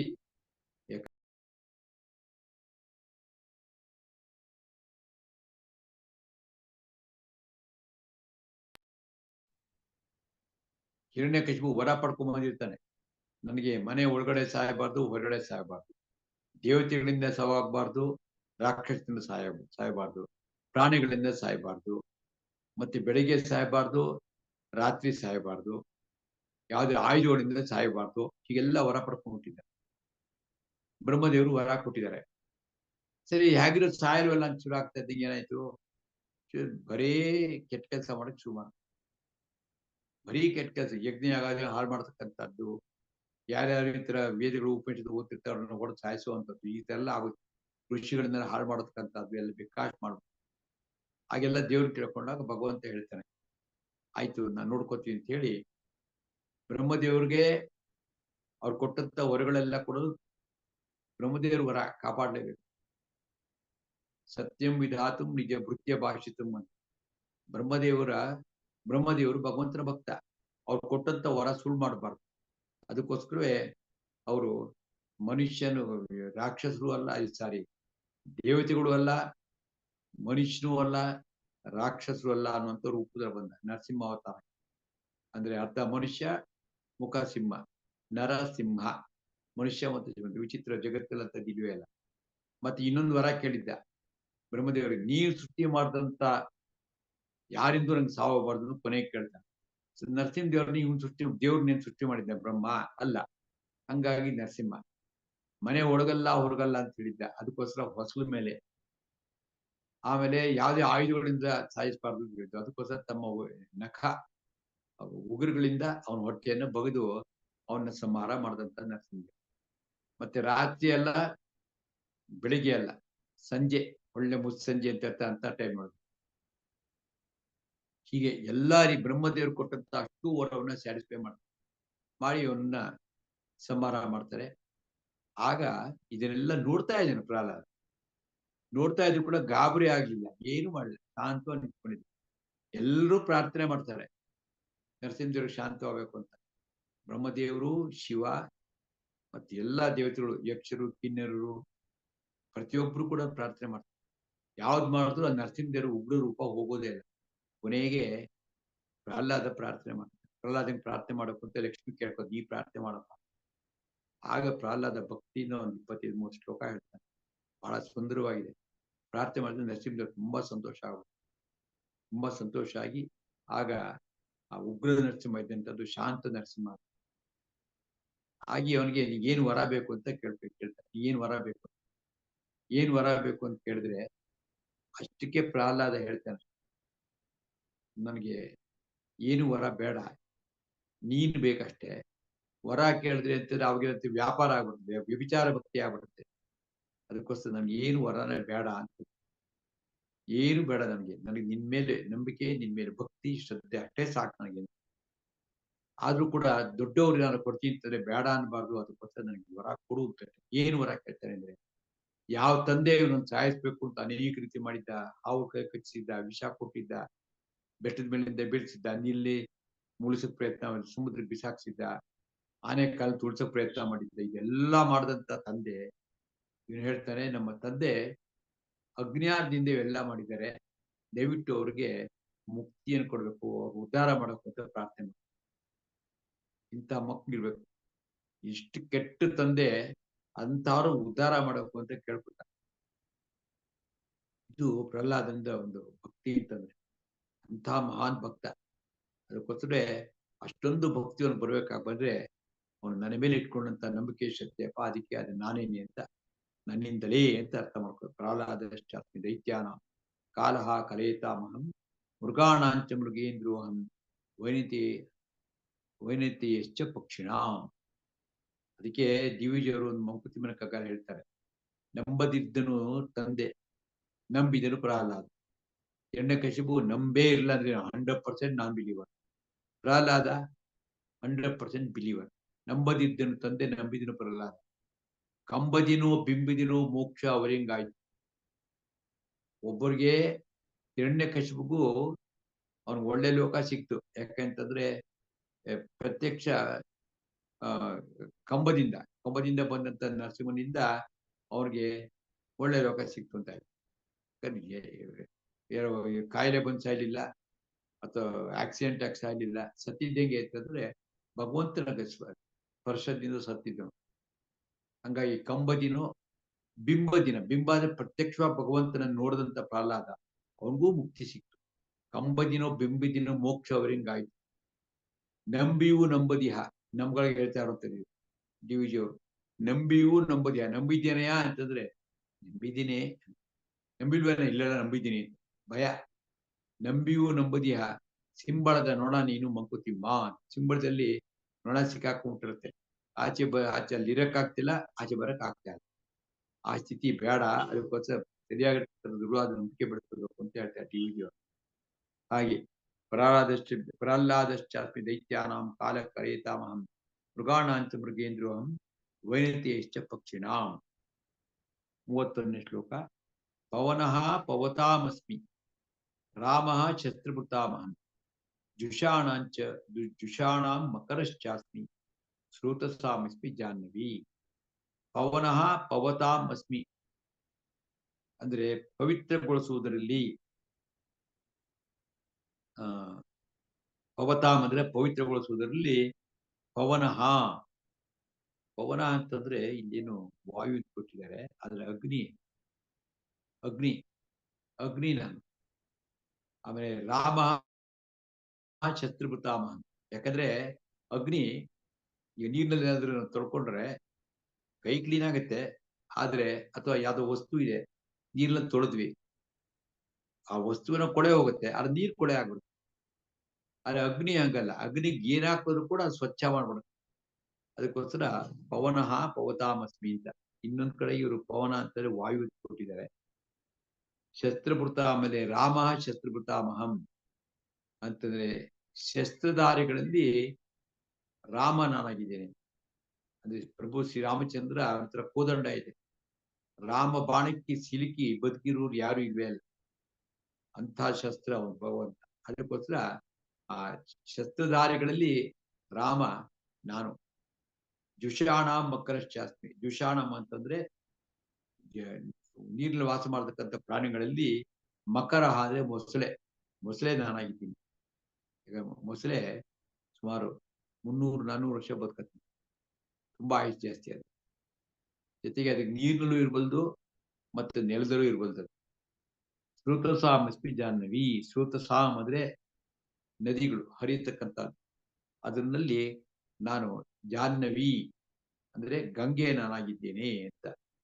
ಯಾಕಂದ್ರೆ ಎಲ್ಲಾ ನದಿಗಳು ಇದೆ, ನೀವು ಶುಕ್ರವಾರದ ಕಾರ್ಯಕ್ರಮದಲ್ಲಿ ಕೇಳಿದಿರಿ, ಗಂಗಾ ನದಿ ಅತ್ಯಂತ ಪವಿತ್ರವಾಗಿರ್ತಕ್ಕಂಥ, ಬಹಳ ಪವಿತ್ರವಾಗಿರ್ತಕ್ಕಂಥ ನದಿ ಯಾವ್ದು ಅಂದ್ರೆ ಗಂಗೆ. ಅದು ನನ್ನಿಂದಲೇ ಅಂತ. ಇನ್ನೊಂದು ಅದಕ್ಕೆ ಏನೊಂದು ಕಾರಣ ಅಂತಂದ್ರೆ, ಗಂಗೆ ಸಾರಿ ಬ್ರಹ್ಮಾಂಡ ಕರ್ಪರ ಅಂತ ಹೇಳ್ತಾರೆ. ಬ್ರಹ್ಮಾಂಡಕ್ಕೆ ಒಂದು ಒಂದು ಒಂದು ಏನಂತಾರೆ ಅದಕ್ಕೆ, ಕರ್ಪರ ಅಂದ್ರೆ ಒಂದು ಮುಚ್ಚಳ ಇದ್ದಂಗೆ ಇರುತ್ತೆ. ಯಾವಾಗ ವಾಮನ ಅವತಾರ ಆದಾಗ ವಾಮನ ಅವನು ತ್ರಿವಿಕ್ರಮ ಆಗ್ತಾನೆ. ಸೊ ಅದು ಭಾಗವತದಲ್ಲಿ ಬರ್ತಕ್ಕಂಥ ಕತೆ. ವಾಮನ ಬಲಿ ಚಕ್ರವರ್ತಿ ಹತ್ತಕ್ಕೆ ದಾನ ಬೇಡಿದಾಗ, ನನಗೆ ನಿಂಗೆ ಏನ್ ಬೇಕು ಅಂತ ಕೇಳ್ತಾನೆ ಬಲಿ ಚಕ್ರವರ್ತಿ. ಕೇಳಿದಾಗ ನನಗೆ ಏನ್ ಕೊಡ್ತೀಯಪ್ಪ? ಅವ್ನು ಪುಟ್ಟ ಬಾಲಕ. ನನ್ನ ಪಾದದ ಅಳತೆಯ 3 ಹೆಜ್ಜೆ ಬೇಕು ಅಂತ ಕೇಳ್ತಾನೆ. ಆಗ ಬಲಿ ಚಕ್ರವರ್ತಿ ಬೈತಾನೆ. ಅಂದ್ರೆ 3 ಲೋಕ ಗೆದ್ದಂತವನು ಬಲಿ. ಅವನ್ಗೆ ಅಹಂಕಾರ. ಅವನು ಪ್ರಹ್ಲಾದನ ಮೊಮ್ಮಗ ಅವನು ಬಲಿ. ವಿರೋಚನನ ಮಗ. 3 ಲೋಕ ಗೆದ್ಬಿಟ್ಟಿದೀನಿ ಅಂತ ಅಹಂಕಾರ ಹೇಳುತ್ತೆ. ಸರಿ, ಅಲ್ಲ ನೀನು ಕೇಳ್ಬೇಕಾದ್ರೆ ಸ್ವಲ್ಪ ತಿಳುವಳಿಕೆ ಮಕ್ಳ ತರ ಮಾತಾಡಬೇಡ. ನಿನ್ನ ಪಾದ ಇಷ್ಟು ಉದ್ದ ಇದೆ. 3 ಹೆಜ್ಜೆ ಭೂಮಿಗೆ ಕೇಳ್ತಿಲ್ಲ. ಬುದ್ಧಿ ಇದೆಯಾ ನಿಂಗೆ ಅಂತ ಬೈತಾನೆ. ನಿನ್ಗೆ ಬುದ್ಧಿ ಇಲ್ಲ ಅಂತ ಬೈತಾನೆ. ಯಾಕಂದ್ರೆ ನೀ ಕೇಳು, ನಿನ್ಗೇನ್ ಬೇಕು? ಗಾಮ್ ಭೂಮಿ ಬೇಕಾ? ಅಥವಾ ತುಂಬಾ ಜನ ಅಪ್ಸರಸ್ತಿಯರು ಬೇಕಾ ನಿಂಗೆ? ಅಥವಾ ನಿನಗೆ ಬೇಕಾಷ್ಟು ರಾಜ್ಯ ಬೇಕಾ? ಚಿನ್ನ ಬೇಕಾ? ಆಭರಣಗಳು ಬೇಕಾ? ಕೇಳು. ಎಷ್ಟು ಬೇಕಾ? ನಿನ್ಯಾರನ್ನು ನನ್ನ ಹತ್ರ ಕೇಳಿದ್ಮೇಲೆ ಇನ್ಯಾರನ್ನು ಕೇಳಬಾರ್ದು ಅಂತ ಸ್ಥಿತಿ ನಾನು ಮಾಡ್ಕೊಡ್ತೀನಿ. ಅಂತದ್ ಕೇಳು. ಹೋಗಿ ಹೋಗಿ ನಿಂತೆ ನಿನ್ನ ಪಾದದ ಅಳತೆದು 3 ಹೆಜ್ಜೆ ಭೂಮಿ ಕೇಳ್ತಿದ್ಯಲ್ಲ ಅಂತ ಒಂಥರ ಬೈತಾನೆ. ಆಗ ವಾಮನ ಹೇಳ್ತಾನೆ, ನೋಡಪ್ಪ, ನಾನೊಬ್ಬ ಬ್ರಾಹ್ಮಣ ವಟು. ಬ್ರಾಹ್ಮಣನಿಗೆ ಅವನಿಗೆ ಏನು ಬೇಕು ಅಂತ ಅನಿಸ್ಬಾರ್ದು. ಅಂದ್ರೆ ಆ ನನ್ಗೇನಾದ್ರೂ ಅಸಂತೃಪ್ತೋ ದ್ವಿಜೋ ನಷ್ಟಃ ಅಂತ ಬರ್ತದೆ. ಬ್ರಾಹ್ಮಣ ಆಗಿರ್ತಕ್ಕಂಥವನು ಅಸಂತುಷ್ಟಿ ಆಯ್ತು ಅಂತಂದ್ರೆ ಬ್ರಾಹ್ಮಣತ್ವನ ಹೊಟ್ಟೋಗ್ಬಿಡುತ್ತೆ ಅಂತ ಹೇಳಿದೆ ಶಾಸ್ತ್ರ. ಅಸಂತುಷ್ಟ ದ್ವಿಜೋ ನಷ್ಟ ಅಂತ ಹೇಳುತ್ತೆ. ಅದರಿಂದ ನಾನ್ ಕೇಳಿದ್ ಕೊಡು, 3 ಹೆಜ್ಜೆ ಭೂಮಿ ಕೊಡು ಸಾಕು ನನಗೆ. ಅವನ ಕೊನೆಗೆ ಆಯ್ತು ಇವನ ಅಭಿಯಾನ ಪೆದ್ದ ಅಂತ ಅಂದ್ಕೊಂಡು ತಥಾಸ್ತು ತಂದ್ಬಿಡ್ತಾನೆ. ಆಮೇಲೆ ನೀರ್ ತರಿಸಿ ತನ್ನ ಹೆಂಡತಿ ವಿಂಧ್ಯಾದೇವಿ ಕರೀತಾನೆ. ಕೃಷ್ಣಾರ್ಪಣ ನೀರ್ ಬಿಡ್ಬೇಕಲ್ಲ, ಅದಕ್ಕೋಸ್ಕರ ನೀರ್ ತಗೊಂಡು ದಾನ ಮಾಡ್ತಾನೆ. ಮಾಡಿದ್ಮೇಲೆ ಮೊದಲನೇ ಪಾದ ಇಡ್ತಾನೆ ವಾಮನ. ಇಟ್ರೆ ಇಡೀ ಭೂಮಂಡಲ ಪೂರ್ತಿ ಎಲ್ಲೆಲ್ಲಿ ನೋಡಿದ್ರು ಭಗವಂತನ ಪಾದ ಕಾಣಿಸ್ತಾ ಇದೆ. ಅಂದ್ರೆ ವಾಮನನ ಪಾದ ಕಾಣಿಸ್ತಿದೆ. ನೋಡಿದ ಬಲಿ ಚಕ್ರವರ್ತಿ, ಎಲ್ಲೂ ಜಾಗನೇ ಇಲ್ಲ. ಇನ್ನೊಂದ್ ಹೆಜ್ಜೆ ಎಲ್ಲಿ ಮಾಡ್ಲಿ ಅಂತ ಕೇಳ್ತಾನೆ. ಆಗ ಅವನು ಇನ್ನೂ ಕೂಡ ಅವನು ಇದು ಕಡಿಮೆ ಆಗಿಲ್ಲ ಅಹಮ್ಮು. ಹೇಳ್ತಾನೆ, ಈಗ 30-40 ಸೈಟ್ ಇದ್ರೆ ಮೇಲ್ಗಡೆ ಇಲ್ಲಿ ಎಷ್ಟು ಬೇಕಾದ್ರೆ ಕಟ್ಬೋದು. ಅಥವಾ 60-40 ಸೈಟ್ ಇದೆ. ಎತ್ತರಕ್ಕೆ ಏನ್ ಬೇಕು? ಎತ್ತರದ್ದು ನಂದೇನೆ ತಾನೆ ಮೇಲ್ ತನಕ 50 ಮಾಡಿ ಬೇಕಾದ್ರೆ ಕಟ್ಕೊಳ್ಳಿ ನೀವು. ಆದ್ರೆ ಮೇಲ್ಗಡೆ ಇದ್ದು ನಂದೇನೆ ಅಂತ ಹೇಳ್ತಾರೆ. ಆಗ ವಾಮನ ಇನ್ನೊಂದು ಕಾಲ್ ನಿಂತಿ ಮೇಲ್ಗಡೆ ಇಡ್ತಾನೆ. ಆ ಮೇಲ್ಗಡೆ ಇಟ್ಟಾಗ ಎಷ್ಟು ಎತ್ತರ ಬರ್ತದೆ, ಇಡೀ ಆಕಾಶ ತುಂಬಾ ಒಂದು ಕಾಲೇ ತುಂಬ್ಕೊಂಡು. ಮತ್ತೆ ಎತ್ತರ ಎಷ್ಟು ಅಂತಂದ್ರೆ ನಮ್ ಕಲ್ಪನೆ ಮಾಡ್ಕೊಳಕ್ಕಾಗದೆ ಇಷ್ಟು ಎತ್ತರಕ್ಕೂ ಕಾಲು ಹೊಟ್ಟೋಗುತ್ತೆ. ಮೇಲೆ ಹೊಟ್ಟೋಗ್ತದೆ. ಹೋಗಿ ಅಲ್ಲಿ ಬ್ರಹ್ಮಾಂಡ, ಅದಕ್ಕೊಂದು ಕರ್ಪರ ಅಂತಾನೆ ಒಂದು ಕೋಶ, ಅದು ಇವನ ಉಗುರಿಗೆ ತಗಲಿ ಅದು ಸೀಳೋಗುತ್ತೆ. ಸೀಳೋದಾಗ ಅಲ್ಲಿ ಹೊರಗಡೆ ಇದ್ದಂತ ನೀರು ಕರ್ಕೊಂಡ್ ಬಂದ್ಬಿಡುತ್ತೆ. ಆ ನೀರು ಸೀದಾ ಅಂದ್ರೆ ಭಗವಂತನ ಪಾದವನ್ನ ತೊಳೆದಂತ ನೀರು. ಆ ನೀರು ಆಮೇಲೆ ಮಂದಾಕಿನಿ ಅಂತೇಳಿ ಸ್ವರ್ಗಲೋಕದಂತೂ ಕೊನೆಗೆ ಭಗೀರಥ ಭೂಮಿಗೆ ತಗೊಂಡ್ಬರ್ತಾನೆ ಅಂತ ಇಟ್ಕೊಳ್ಳಿ. ಅದು ಇನ್ನೊಂದು ಸಂದರ್ಭ ಇಟ್ಕೊಳ್ಳೋ ಕಥೆ ಅದು. ಹಾಗೆ ಭೂಮಿಗೆ ಬಂದಂತ ಭಗವಂತನ ಪಾದವನ್ನು ತೊಳೆದಂತ ನೀರು ಅತ್ಯಂತ ಶ್ರೇಷ್ಠವಾದಂತಹದ್ದು. ಅದಕ್ಕೋಸ್ಕರವೇ ಆ ನೀರು ಗಂಗೆ, ಅದು ಅತ್ಯಂತ ಶ್ರೇಷ್ಠವಾದಂತಹದ್ದು. ಆಮೇಲೆ ಬಲಿ ಚಕ್ರವರ್ತಿ ಸುಸ್ತಾಗ್ಬಿಡ್ತಾನೆ. ಏನ್ ಮಾಡೋದು ಗೊತ್ತಾಗಲ್ಲ. 2 ಹೆಜ್ಜೆ ಆಯ್ತು. ಆಗ ಏನ್ ಹೇಳ್ತ ನೋಡು, ಇನ್ನೊಂದು ಹೆಜ್ಜೆ ನೀವು ಕೊಳ್ಳ ಅಂತಂದ್ರೆ ನೀನು ಶಿಕ್ಷೆಗೆ ಒಳಗಾಗಬೇಕಾಗುತ್ತೆ ಅಂತ ಹೇಳಿದಾಗ, ಆಗ ವಿಂಧ್ಯಾದೇವಿ ಬಂದು ಪ್ರಾರ್ಥನೆ ಮಾಡ್ಕೊತಾಳೆ ಹೆಂಡತಿ. ನಮ್ಮ ಇವ್ರಿಗೆ ತುಂಬಾ ಅಹಂಕಾರ, ದಯವಿಟ್ಟು ಅವ್ರನ್ನ ನಂದೇ ಎಲ್ಲ ಪ್ರಪಂಚ ಅಂತ ಅನ್ಕೊಂಡ್ಬಿಟ್ಟಿತ್ತು, ದಯವಿಟ್ಟು ಕ್ಷಮಿಸ್ಬೇಕು ಅಂತ ಭಕ್ತಿಯಿಂದ ಪ್ರಾರ್ಥನೆ ಮಾಡ್ಕೊಂಡು, ಆವಾಗ ಬಲಿ ಚಕ್ರವರ್ತಿ ಒಂದು ಕೆಲಸ ಮಾಡು, ಇನ್ನೊಂದು ಪಾದವನ್ನ ನನ್ನ ತಲೆ ಮೇಲೆ ನೋಡು ಅಂತ ಹೇಳ್ತಾರೆ. ಸಾಮಾನ್ಯವಾಗಿ ಮಕ್ಕಳಿಗೆ ಹೇಳ್ಬೇಕಾದ್ರೆ ಅವ್ರ ತಲೆ ಮೇಲೆ ಇಟ್ಟು ಆಮೇಲೆ ಅವ್ರನ್ನ ಪಾತಾಳ ಲೋಕ ಕಳಿಸ್ಕೊಟ್ಟು ಅಂತ ನಾವೆಲ್ಲ ಕಥೆ ಕೇಳಿ. ಆದ್ರೆ ಹಾಗಲ್ಲ ಹಂಗೆ. ಅದು ಮಕ್ಕಳಿಗೆ ಹೇಳುವಂಥದ್ದು. ದೊಡ್ಡವ್ರು ತಿಳ್ಕೊಬೇಕಾದ್ರೆ ಆ ಬಲಿ ಚಕ್ರವರ್ತಿಯ ತಲೆ ಒಳಗಡೆಗೆ ಭಗವಂತ ಇರ್ಲಿಲ್ಲ. ಅದಕ್ಕೋಸ್ಕರ ಹೇಳ್ತೇನೆ, ನನ್ನ ತಲೆಯ ಮೇಲೆ ನಿನ್ನ ಪಾದವನ್ನು ಇಡು ಅಂತ ಹೇಳ್ತಾನೆ. ಅದು ನಾನು ಶರಣಾಗಿದ್ದೇನೆ ಅಂತ ಅರ್ಥ.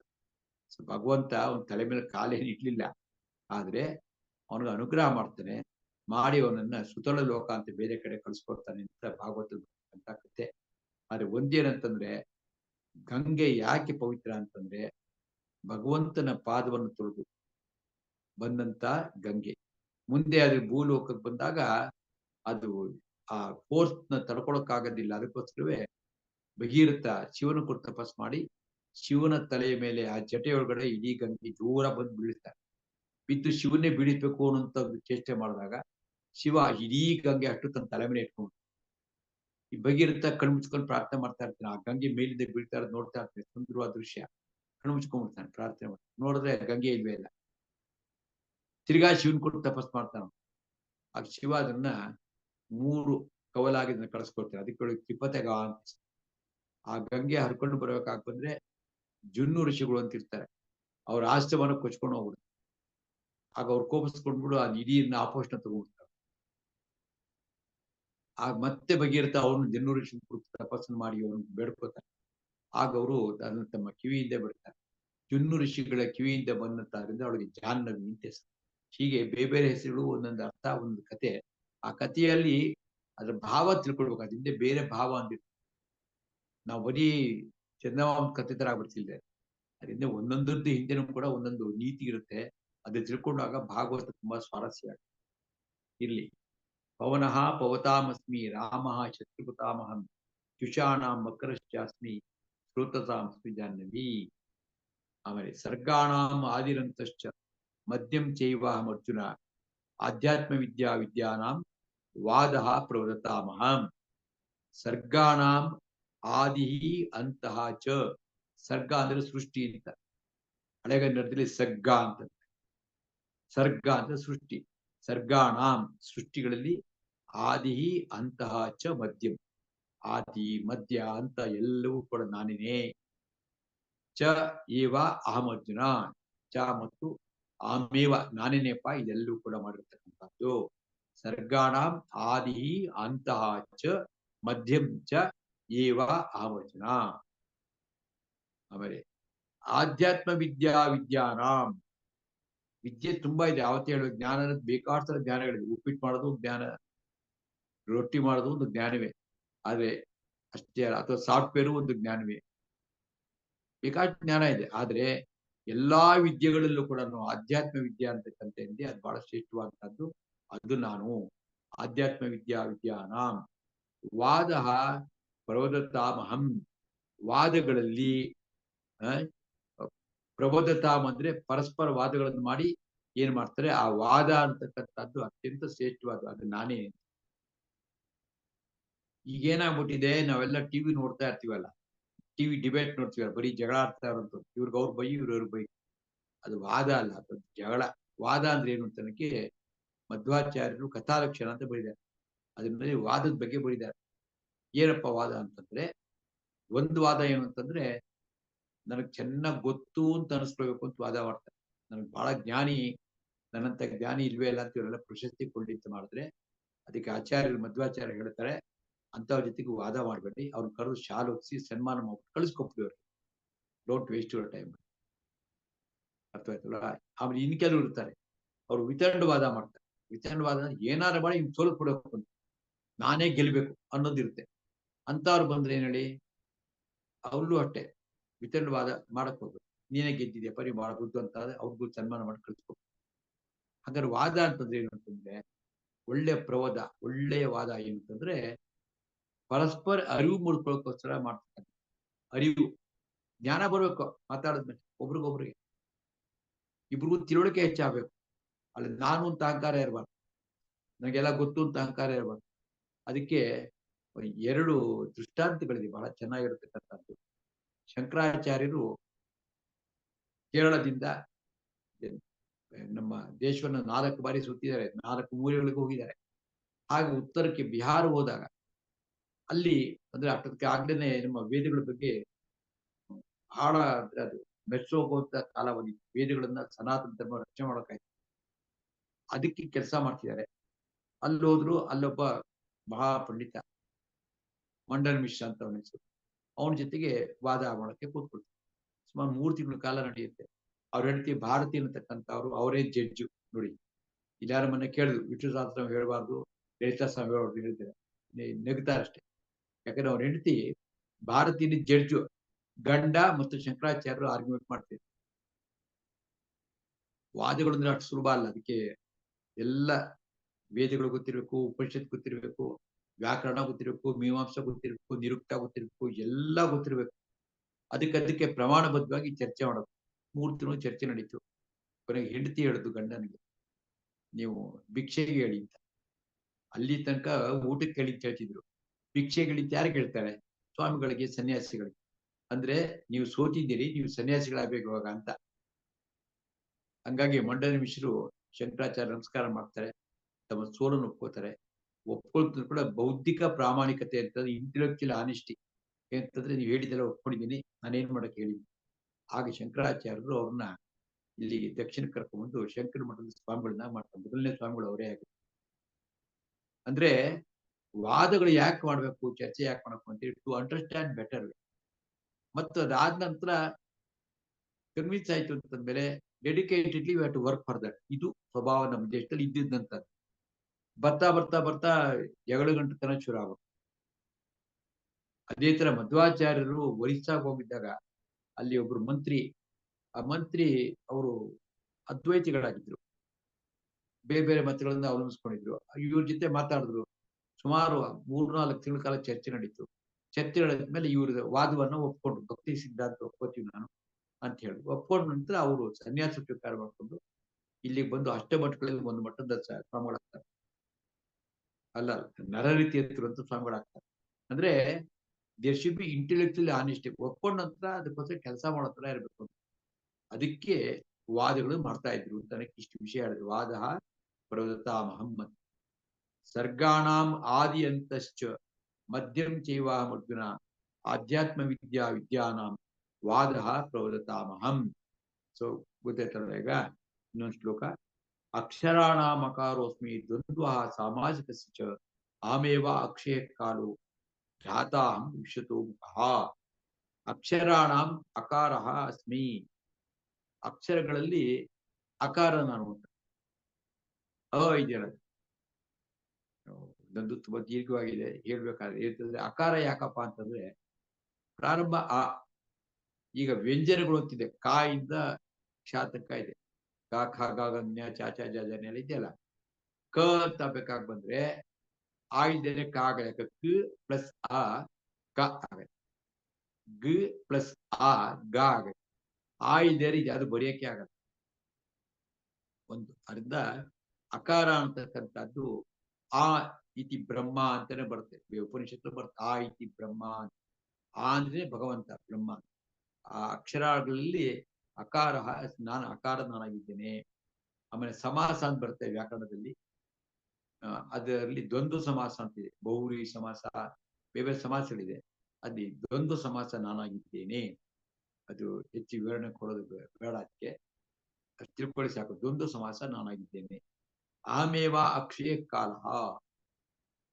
ಕಾಲ ಅಕ್ಷಯ ಕಾಲ, ಅದು ಕಂಟಿನ್ಯೂಸ್ ಇದ್ದೇ ಇರ್ತಿ ನಿರಂತರವಾಗಿರುತ್ತೆ. ಆ ಕಾಲ ನಾನು ಅಂತ ಆವಾಗಲೇ ಸ್ವಲ್ಪ ಕಾಲದ ಬಗ್ಗೆ ಹೇಳಿದೆ.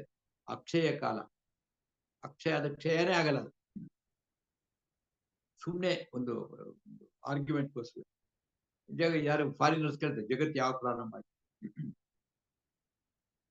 ಸರಿ, ನಾವ್ ಹೇಳ್ತೀವಿ ತಿಳ್ಕೊಳ್ಳೋ. ಈಗ ಅವ್ರು ಹೇಳ್ತಾರೆ ಏನಂತಂದ್ರೆ ಯೇಸು ಕ್ರಿಸ್ತ ಹುಟ್ಟೋದಕ್ಕೆ ಮುಂಚೆಗೆಲ್ಲ ಬಿಫೋರ್ ಕ್ರೈಸ್ಟ್ ಅಂತ ಹಾಕೋದು ಕಾಲ, ಅಲ್ಲಿ ಹಿಂದಕ್ಕೆ ಲೆಕ್ಕ ಹಾಕೊಂಡು. ಆಮೇಲೆ after the death of Christ ಅಂತ ಲೆಕ್ಕ ಹಾಕೋದು. ಸೊ ನಮ್ಮ ಪ್ರಶ್ನೆ ಅಂತಂದ್ರೆ before birth of Christ BC ಅಂತ ಕರೀತಾರೆ, after death of Christ AD ಅಂತ ಕರೀತಾರೆ. ಆ ಯೇಸು ಕ್ರಿಸ್ತ ಬದುಕಿದ್ದಂತ 50-60 ವರ್ಷ ಕಾಲಗಳಂತ ಹೊರಗೆ ಅದು ಯಾವ ಲೆಕ್ಕಕ್ಕೂ ಇಲ್ವೇ ಇಲ್ಲ, ಲೆಕ್ಕಕ್ಕೆ ಸಿಗಲ್ಲ ಅವ್ರ ಕ್ಯಾಲೆಂಡರಿಂಗ್ ಸಿಸ್ಟಮ್ ಅಲ್ಲಿ. ಎರಡನೇದು ಏನು ಅಂತಂದ್ರೆ, ಹಿಂದಕ್ಕೆ ಹೋದ್ರೆ ನಾವು ಈಗ 1,00,000 ವರ್ಷದ ಕೆಳಗೆ ಭೂಮಿ ವಿಶ್ವ ಆಯ್ತು, ಅದಕ್ಕೆ ಮುಂಚೆ ಏನಾಗಿತ್ತು ಅಂತ ಪ್ರಶ್ನೆ ಮಾಡ್ತೀವಿ. ಅದಕ್ಕೆ ಮುಂಚೆ ಏನಾಯ್ತು ಅಂತ ಕೇಳ್ಕೊಂಡು ಕಾಲ ಅನ್ನೋದು ಅಕ್ಷಯ ಅರ್ಧ ಅಂತ ಕಾಲ ನಾನು ಅಂತ. ಅಹಂಯೇವ ನಾನೇ ಅಕ್ಷಯ ಕಾಲ ಧಾತಾ ಅಹಂ ವಿಶ್ವತೋ ಮುಖಃ. ಧಾತ ಅಂತಂದ್ರೆ ಎಲ್ಲರ ಪೋಷಣೆ ಮಾಡ್ತಕ್ಕಂಥ, ಪಾಲನೆ ಮಾಡ್ತಕ್ಕಂಥ ಜವಾಬ್ದಾರಿ ಇರ್ತಕ್ಕಂಥ ನಾನು. ವಿಶ್ವತೋ ಮುಖಃ ಅಂತಂದ್ರೆ ಈ ಜಗತ್ತೇ ನನ್ನ ಮುಖ ಅಂತಂದ್ರೆ ಇಡೀ ಜಗತ್ತಲ್ಲಿ ನಾನಿದ್ದೇನೆ. ಆಮೇವ ನಾನೇ ಇದ್ದೀನಿ ಅಂತ ಅರ್ಥ. ಅಕ್ಷರಾಣಾಂ ಅಕಾರೋಸ್ಮಿ ದ್ವಂದ್ವ ಸಾಮಾಸಿಕಸ್ಯ ಚ ಆಮೇವ ಅಕ್ಷಯ ಕಾಲೋ ಧಾತಾಹಂ ವಿಶ್ವತೋ ಮುಖಃ. ನೋಡಿ, ಇನ್ನೊಂದು ಶ್ಲೋಕ ಮಾಡೋಣ. ಇವತ್ತು ಸ್ವಲ್ಪ ಬೇರೆ ವಿಷಯಗಳು ಜಾಸ್ತಿ ಆಗಿದ್ದರಿಂದ ಶ್ಲೋಕಗಳು ಕಡಿಮೆ ಆಗಿದೆ. ಆಮೇಲೆ ಇನ್ನೊಂದು ಶ್ಲೋಕ ಮಾಡ್ಬಿಟ್ಟು ಮೃತ್ಯು ಸರ್ವಹರಃ ಮೃತ್ಯು ಸರ್ವಹರಶ್ಚಾಹಂ ಉದ್ಭವಶ್ಚ ಭವಿಷ್ಯತಾಂ ಕೀರ್ತಿ ಶ್ರೀ ವಾಕ್ಚ ನಾರೀಣಾಂ ಮೃತಿರ್ಮೇಧಾ ಧೃತಿಕ್ಷಮಾ. ಇದು ಸ್ವಲ್ಪ ವಿಸ್ತಾರವಾಗಿದೆ ಹೇಳಿ. ಮೃತ್ಯು ಸರ್ವಹರಃ ಅಹಂ, ನಾನು ಎಲ್ಲರನ್ನೂ ಸರ್ವಹರ, ಹರ ಅಂದ್ರೆ ಹರಣ ಮಾಡುದು, ಎಲ್ಲರೂ ನಾಶ ಮಾಡ್ತಕ್ಕಂಥ ಮೃತ್ಯು ನಾನೇನೆ. ನಾವು ಮೃತ್ಯು ಅಂತ ಹೇಳ್ತಾ ಇದ್ದಂಗೆ ಭಯ ಬೀಳ್ತಕ್ಕಂಥದ್ದು ಅವಶ್ಯಕತೆ ಇಲ್ಲ. ಯಾಕಂದ್ರೆ 2ನೇ ಅಧ್ಯಾಯದಲ್ಲಿ ನಾವು ಕೇಳಿದೀವಿ ಬೇಕಾಷ್ಟು. ಏನಂತಂದ್ರೆ ಜರ್ಜರಿತ ಶರೀರ ಇದೆ, ಇಟ್ಕೊಂಡು ಏನು ಮಾಡೋದು ಅದನ್ನ. ಅದಕ್ಕೋಸ್ಕರ ಅವನು ಮೃತ್ಯು ಸರ್ವಹರ, ಎಲ್ಲರನ್ನೂ ಹರಣ ಮಾಡ್ತಕ್ಕಂಥ ನಾನು. ಅಷ್ಟೇ ಅಲ್ಲ, ಚ ಉದ್ಭವ, ಉದ್ಭವ ಅಂದ್ರೆ ಮತ್ತೆ ಸೃಷ್ಟಿ ಮಾಡ್ತಕ್ಕಂಥದ್ದು ನಾನೇನೆ. ಭವಿಷ್ಯದಲ್ಲಿ ಹೊಸ ಶರೀರ ಕೊಡ್ತಾನಲ್ಲ. ಈಗ ಶರ್ಟ್ ಹರಿದೋಗಿದೆ, ಶರ್ಟು ಹರಿದೋಗ್ಬಿಟ್ರೆ ತಿಳ್ಕೊಳ್ಳಿ, ಮತ್ತೆ ಹೊಲ್ಕೊಂಡು ಯಾಕೆ ಹಾಕೋಬೇಕು, ಬಿಸಾಕೊಂಡು ಹೊಸ ಶರ್ಟ್ ಹೊಡೆದ. It is just like that. ಸಾವು ಅಂತಕ್ಕಂಥದ್ದಕ್ಕೆ ಯಾರು ಭಯ ಬೀಳ್ತಕ್ಕಂಥದ್ದು ಅವಶ್ಯಕತೆ ಇಲ್ಲ. ಯಾಕಂದ್ರೆ ಹೊಸ ಶರೀರ ಸಿಗುತ್ತೆ. We can be more happier. ಕೈ ಕಾಲು ಬಿದ್ದೋಗಿದೆ, ಊಟ ಮಾಡೋದು ಸೇರ್ತಿಲ್ಲ, ಊಟ ಸೇರಲ್ಲ, ಮಲ್ಕೊಂಡ್ ಕಡೆ ಎಲ್ಲ ಆಗ್ತಾ ಇದೆ, ತುಂಬಾ ದುರ್ಬಲ ಆಗ್ಬಿಟ್ಟಿದೆ, ಏನು ಶಕ್ತಿ ಅಂತ ಶರೀರ ಇಟ್ಕೊಂಡು ಏನ್ ಸಾಧನೆ ಮಾಡಕ. ಅದಕ್ಕೋಸ್ಕರ ಭಗವಂತ ಮೃತ್ಯು ಸರ್ವಹರಃ ಚ ಅಹಂ ಉದ್ಭವಶ್ಚ ಭವಿಷ್ಯತಾಂ, ಭವಿಷ್ಯದಲ್ಲಿ ಉದ್ಭವ ಮಾಡ್ತಕ್ಕಂಥ ಒಳ್ಳೆ ಪ್ರಕಾಶ ಶರೀರ ಕೊಡ್ತಾರೆ. ಇದಿಷ್ಟು ಮೊದಲನೇ ಸಾಲ. 2ನೇ ಸಾಲಿನಲ್ಲಿ ಕೀರ್ತಿ ಶ್ರೀ ವಾಕ್ ಚ ನಾರೀಣಾಂ.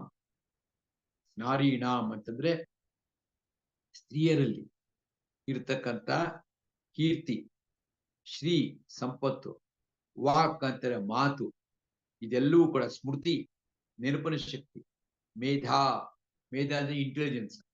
ಮೇಧ ಅಂತಂದ್ರೆ ಮೇಧ ಅಂತ ಅಂದ್ರೆ ಯಾವ ಸಮಯದಲ್ಲಿ ಏನ್ ಹೇಳಬೇಕು ಅಂತೆಲ್ಲ ಬೇಕಾದ್ರೆ ನೆನಪು ಬೇಕಾಷ್ಟಿರ್ಬೋದು, ಆ ತಕ್ಕಂತೆ ಜ್ಞಾಪಕ ಬರ್ಬೇಕು, ಅದಕ್ಕೆಲ್ಲ ಮೇಧ ಅಂತಂತಾರೆ.